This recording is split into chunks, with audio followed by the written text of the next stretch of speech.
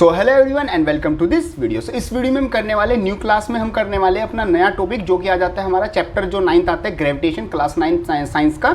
इसमें हम करने वाले जो नया टॉपिक आता है थ्रस्ट एंड प्रेशर, इसको बिल्कुल अच्छे से डिटेल में समझने वाले हैं और साथ साथ इससे रिलेटेड जो न्यूमेरिकल्स आते हैं और जो सब टॉपिक्स आते हैं उनको बिल्कुल डिटेल में हम करने वाले हैं। Clear point. चलो जी, यहाँ पर हमारे पास जो टॉपिक आता है वो आ जाता है थ्रस्ट एंड प्रेशर। तो अगर आप थ्रस्ट एंड प्रेशर को अच्छे से समझो, यहाँ पर जस्ट अ सेकेंड में लिख लेता हूँ हेडिंग। हमारे पास जो नया टॉपिक आ जाता है वो आ जाता है thrust and pressure.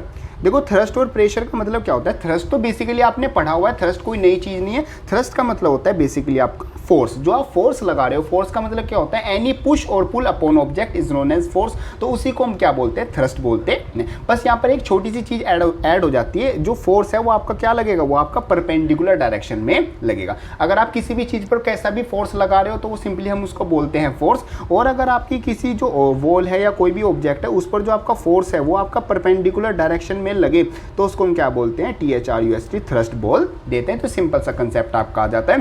Thrust is also thrust basically क्या होगा, thrust is a force when it is applied to perpendicular surface. Means जब आप जो फोर्स है वो परपेंडिकुलर डायरेक्शन में लगेगा। व्हेन इट द डेफिनेशन अगर बोलेंगे, when a force is applied in a perpendicular direction then it is known as thrust. और इसकी जो आपकी यूनिट हो जाएगी वो क्या हो जाएगी, यूनिट आपकी सेम जो फोर्स की यूनिट होती है वो भी न्यूटन होती है, तो उसकी भी आपकी क्या होगी, न्यूटन ही होगी। क्लियर है। ये आपका सिंपल सा कंसेप्ट आपका जाता है थ्रस्ट। अब बात करते हैं जो मेन चीज़ आ जाती है आपकी, वो आ जाती है आपका प्रेशर, PRESSURE। प्रेशर का मतलब क्या होता है, तो प्रेशर का मतलब होता है फोर्स अपॉन एरिया। मतलब कि आप कितने एरिया पर कितना फोर्स लगा रहे हो उसको हम क्या बोलते हैं, प्रेशर बोलते हैं। जैसे आपकी यहाँ पर अगर आपकी वॉल हो गई तो यहाँ पर आप बहुत छोटी सी पॉइंट से आप क्या लगा रहे हो, फोर्स लगा रहे हो। और इस पर्टिकुलर एरिया पर आप क्या लगा रहे हो, एक फोर्स लगा रहे हो। तो यहाँ पर क्या होगा, वो प्रेशर की वैल्यू देगा। प्रेशर इज इक्वल टू कितना आपने फोर्स लगाया और कितने एरिया पर आपने फोर्स लगाया। यहाँ पर आपका क्या होगा, एरिया ज़्यादा होगा और यहाँ पर आप क्या लगा रहे हो, ज़्यादा फोर्स लगा रहे हो। तो यहाँ पर आपकी जो फोर्स की वैल्यू क्या आ जाएगी, वो प्रेशर की वैल्यू क्या हो जाएगी, वो भी फोर्स अपॉन एरिया आपकी वैल्यू होगी। तो प्रेशर का मतलब क्या हो गया, force acting per unit area is known as pressure. ये आपकी वैल्यू आती है। जो उसकी यूनिट होती है वो आपकी क्या यूनिट होती है, पास्कल यूनिट होती है। साथ साथ हम बार भी यूज़ करते हैं और जो सबसे ज़्यादा यूनिट यूज़ होती है वो आपकी होती है न्यूटन पर मीटर स्क्वायर। ये आपकी यूनिट्स आपकी क्या होती हैं, यूज़ होती हैं।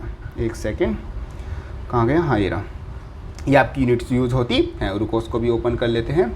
तो NCERT में हमारा था, ये थोड़ा इस पर टच हो गया था। हाँ कहाँ है ये, जस्ट ये रहा।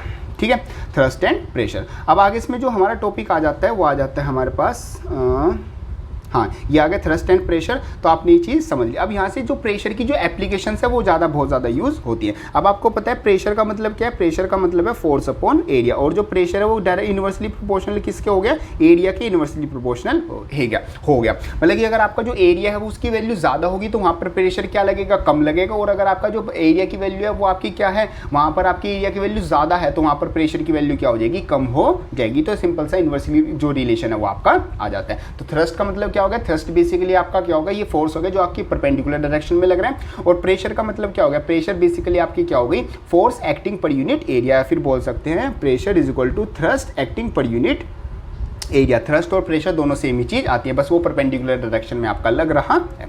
अब यहाँ पर आपकी जो मेन इंपॉर्टेंट चीज़ आती है वो आपकी आती है एप्लीकेशन ऑफ प्रेशर।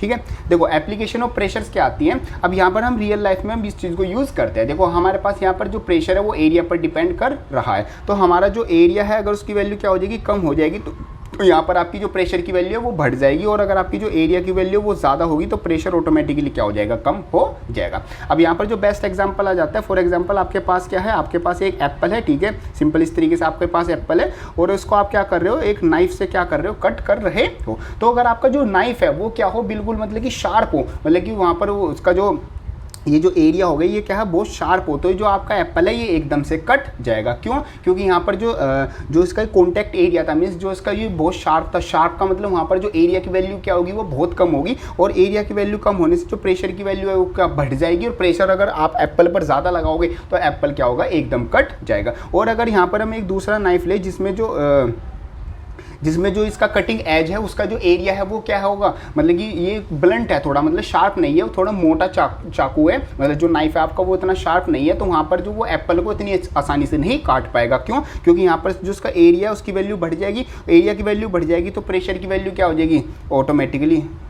हमने मतलब पिछली बार इसको उल्टा लिख दिया, हाँ, मतलब कि यहाँ पर ये आएगा इस वाले के लिए कि अगर आपकी एरिया की वैल्यू बढ़ जाएगी तो आपकी जो प्रेशर की वैल्यू है वो क्या हो जाएगी, कम हो जाएगी, वहाँ पर कम प्रेशर लगेगा, तो मतलब कि आपकी फोर्स भी एक तरह से कम लग रही है, इस वजह से आपका जो काम है मतलब कि जो एप्पल है वो कट नहीं होगा। तो ये आपका सिंपल सा कंसेप्ट आ जाता है, एप्लीकेशन आ गई, ये आपका एग्जाम्पल आ गया। सेकंड अगर हम यहाँ पर एग्जाम्पल ले, सेकंड एग्जाम्पल ये आता है जो छोटे व्हीकल्स होते हैं उनके जो टायर्स होते हैं वो छोटे छोटे होते हैं, जैसे आप साइकिल्स के देख सकते हो, अगर अपनी कार्स के देखो उनकी भी टायर्स छोटे होते हैं, जो छोटी कार्स होती है, ठीक है। लेकिन अगर आप अपना ट्रक को देखो, ट्रक में क्या होता है, बहुत ज़्यादा टायर्स होते हैं और बड़े बड़े टायर्स आपके होते हैं। तो ऐसा क्यों होता है? देखो आपकी जो छोटी कार है उसका जो वेट, उसका जो फोर्स है वो भी बहुत कम आता है, तो वहाँ पर pressure is equal to force upon area, तो वो छोटे एरिया को कवर कर लेगी, तो वहाँ पर प्रेशर की वैल्यू क्या होगी, वो भी नॉर्मल होगी। बट यहाँ पर आपका क्या होता है, जो ट्रक होता है उसका वेट बहुत ज़्यादा होता है। अब वेट बहुत ज़्यादा है तो वो ज़मीन पर जो प्रेशर है वो बहुत ज़्यादा लगाएगा। अब वो ज़मीन पर प्रेशर लगाएगा तो वो नीचे धंस सकता है, मतलब नीचे ग्राउंड में जा सकता है। तो उस चीज़ को ओवरकम करने के लिए हम क्या कर देते हैं, जो एरिया ऑफ कॉन्टैक्ट है उसको बढ़ा देते हैं। अब आपको पता है प्रेशर इन्वर्सली प्रोपोर्शनल होता है एरिया के। अगर आपने एरिया ऑफ कॉन्टैक्ट बड़े बड़े टायर बना दिए और ज़्यादा टायर लगा दिए तो एरिया ऑफ कॉन्टैक्ट बढ़ गया। अगर एरिया ऑफ कॉन्टैक्ट बढ़ गया तो ऑटोमेटिकली जो प्रेशर है ग्राउंड पर, जो प्रेशर लगेगा उसकी वैल्यू क्या हो जाएगी, कम हो जाएगी। तो इस तरीके से आपका एक कंसेप्ट आता है। ऐसे आपका एक थर्ड आपका जो एप्लीकेशन आ जाती है वो आपकी आ जाती है, आई थिंक इसको बोलते हैं कैटरपिलर, हाँ कैटरपिलर चेन बोलते हैं, जो आपने टैंक में देखा होगा, ठीक है। टैंक में आपका क्या होता है, टैंक में इस तरीके से आपका टैंक होता है, तो टैंक में आपके जो टायर्स होते हैं वो टायर नहीं होते, उस पर क्या लगी होती है, एक चेन लगी होती है, जिसको बेसिकली हम कैटरपिलर चेन बोलते हैं। तो ऐसा क्यों होता है, क्यों? क्योंकि जो पूरा आपका टैंक होता है वो आयरन से बना होता है, उसमें हैवी इक्विपमेंट्स लगे होते हैं और वो मतलब कि बहुत स्ट्रॉन्ग भी होता है। तो वो ग्राउंड पर क्या लगाएगा, बहुत ज़्यादा फोर्स लगाएगा और बहुत ज़्यादा वेट उसका है, तो वो ग्राउंड में क्या हो जाएगा, नीचे धंस जाएगा और मतलब कि वो किसी काम का नहीं रहेगा। तो इस चीज़ को ओवरकम करने के लिए हम उसका जो एरिया ऑफ कॉन्टैक्ट है, बेसिकली जो उसका एरिया ऑफ कॉन्टैक्ट है, इसको क्या कर देते हैं, बढ़ा देते हैं। अगर यहाँ पर जो एरिया ऑफ कॉन्टैक्ट है वो बढ़ जाएगा तो ऑटोमेटिकली प्रेशर की वैल्यू क्या हो जाएगी, कम हो जाएगी और वो ग्राउंड पर, किसी भी टाइप के ग्राउंड पर वो क्या होगा, इजीली ट्रैवल कर पाएगा। तो ये आपकी क्या आ जाती है, बेसिक एप्लीकेशन आ जाती है। एक और इसका हम एग्जाम्पल ले सकते हैं, रियल लाइफ एग्जाम्पल, जो आपकी मतलब कि जो बोल सकते हैं जो आप घर में यूज़ करते हो, जो नेल्स होती है, ठीक है, जो नेल्स होती है वो जो आपकी वॉल होती है उसमें अगर जो आगे से जो नेल्स है वो आपकी शार्प हो तो वो एकदम से उसके अंदर चली जाती है। और अगर आपकी जो नेल है वो आप मतलब कि बैक वाली साइड से जिस तरफ से वो मोटी होती है, इस तरफ से अगर आप अपना दीवार में डालने की मतलब ठोकने की कोशिश करो, या फिर अगर वो जो आपकी नेल है वो थोड़ी ब्लंट हो, थोड़ी सी मोटी हो, तो उसको भेजने में आपको क्या होती है, थोड़ी सी प्रॉब्लम होती है। क्यों? क्योंकि देखो यहाँ पर जो अगर आपकी जो शार्प नेल है उसका एरिया क्या हो गया, कम हो गया, तो वहाँ पर प्रेशर ज़्यादा होगा, मतलब वो ज़्यादा फोर्स से उसमें क्या हो जाएगी, दीवार में चली जाएगी। और दूसरे केस में आपका जो नेल है वो थोड़ी मोटी है तो उसका एरिया क्या हो गया, ज़्यादा हो गया, इस वजह से उसकी जो प्रेशर की वैल्यू है वो कम लगेगी, तो वो मतलब कि वॉल्स में इतनी आसानी से नहीं जा पाएगी। ऐसे आप रियल लाइफ में रोज़ में बहुत एग्जाम्पल देखते हो। एक एग्जाम्पल आपको कमेंट बॉक्स में भी बताना है, देखते हैं आपको कौन कौन से अपनी रियल लाइफ से जो आपको आसपास देखने को चीज़ें मिलती हैं। तो आपको मतलब कि थ्रस्ट एंड प्रेशर से ये सारी एप्लीकेशंस आती है, इनसे रिलेटेड आपको एक एग्जांपल बताना है, ठीक है। चलो ये आपके सारे एग्जांपल आ गए। अब हम करते हैं इसके कुछ क्वेश्चंस। देखो क्वेश्चंस यहाँ पर हमारे पास जो फर्स्ट क्वेश्चन आता है वो क्या कहता है, a block of would is kept on the table top, मतलब एक वुडन ब्लॉक है जो कि आपको डायग्राम में दिखा रखा है, जिसका जो मास है, mass of the wooden block is 5 kg। तो आपका एग्जाम्पल नंबर ये क्या आता है, 9.6, जो मास है वो क्या आता है, 6 kg आता है, ठीक है। और जो डायमेंशंस आ जाती हैं मतलब कि लेंथ, ब्रेथ और हाइट, वो कितनी आती है, 40, पहले है आपकी 40 और फिर आपका है 20, फिर आपकी 10 सेंटीमीटर, ठीक है।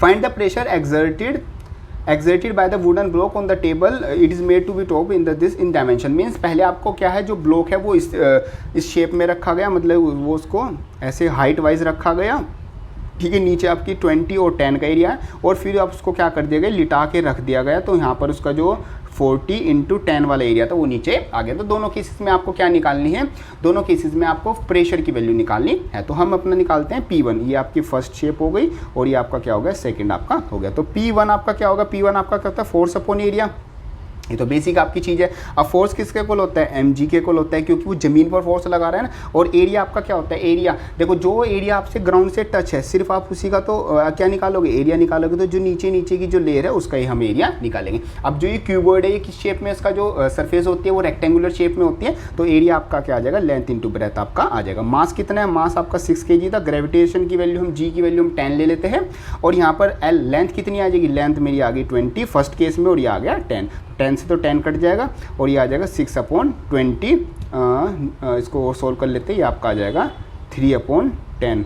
ओ एक और चीज़ का ध्यान रखना है, यहाँ पर देखो जो आपका ये जो आपकी लेंथ और ब्रेथ दी हुई है ये आपको सेंटीमीटर में दी हुई है। इस चीज़ को आपको मीटर में कन्वर्ट करना होगा। क्यों, क्योंकि जो आपकी SI यूनिट होती है डिस्टेंस की वो मीटर होती है। तो इसको सेंटीमीटर को मीटर में कन्वर्ट करने के लिए हम क्या करेंगे, रुको उसको डिवाइड कर लेते हैं। जैसे यहाँ पर मेरे पास 6/20 मेरे पास ये आ गया था। अब लेंथ और ब्रेथ 2 बार आती हैं, तो 2 बार मैं इसको क्या कर दूंगा, 100 से मल्टीप्लाई कर दूंगा। मतलब बेसिकली मैंने डिवाइड कर दिया 20 को 100 × 100 से डिवाइड कर दिया। तो 1 0 से 1 0 हो गई, 2 3 जा, तो ये मेरे पास क्या आ जाएगा 3000000 इतने न्यूटन मीटर स्क्वायर। ये मेरे पास क्या आ गया, न्यूटन पर मीटर स्क्वायर। न्यूटन पर मीटर स्क्वायर 3000 न्यूटन पर मीटर स्क्वायर इतना प्रेशर वो लगाएगी। ठीक है, P2 निकालते हैं। इसी P2 आपका क्या होगा, वही F/A। फोर्स कितना लग रहा है वो तो mg ही लगेगा।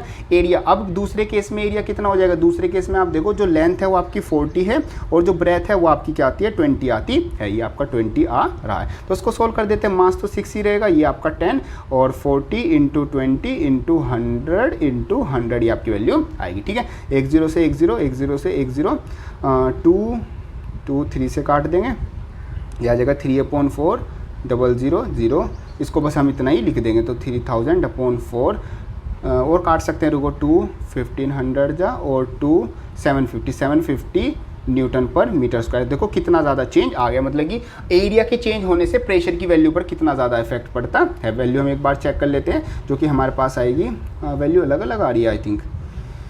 कैलकुलेशन में हमने कुछ, हाँ वही देखो वो मतलब कि वो g की वैल्यू 9.8 लेके चला था, हमने 10 ले ली थी। तो आप मतलब कि वैसे तो अगर क्वेश्चन में 10 नहीं दी हुई है तो आप नहीं लोगे। मैं तो यहाँ पर कैलकुलेशन थोड़ी इजी हो जाए, डायरेक्ट आपको समझा सकूँ, कैलकुलेशन में हमारा ज़्यादा टाइम वेस्ट ना हो, तो इसलिए मैं ये वाली वैल्यू लेके चल रहा हूँ। बाकी कंसेप्ट आपका यही लगेगा, बट g की वैल्यू जो वो कहेगा वही आपको लेके चलनी है। तो अगर आप अपना केस 1 लोगे, अगर आप डब्बे को क्या रखोगे, ऐसे सीधा वर्टिकल पोजिशन में रखोगे तो आपको वहाँ पर प्रेशर की वैल्यू ज़्यादा आएगी।